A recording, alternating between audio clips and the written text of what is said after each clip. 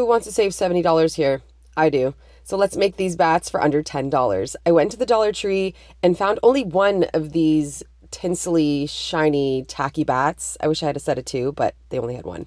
I paid $2 for this. So I went ahead and just started ripping off this shiny tinsel.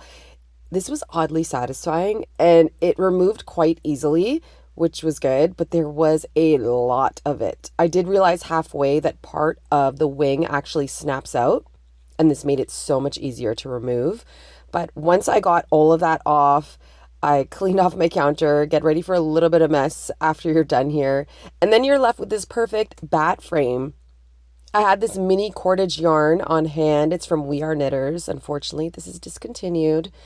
But this is about $6.99, I would say, so about $7, and I used this entire thing. I did a double knot in the corner of my bat wing just so I could start and it would be secure.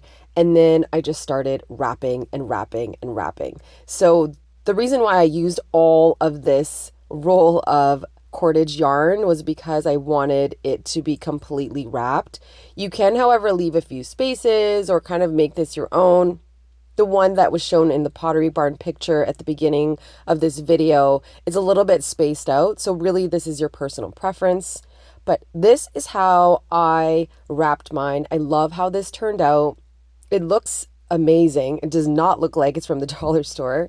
I added it to my Halloween corner with some twinkly lights and just hang it on the wall with a command strip. Perfect, easy DIY from the Dollar Tree, and I just saved you $70. So you're welcome.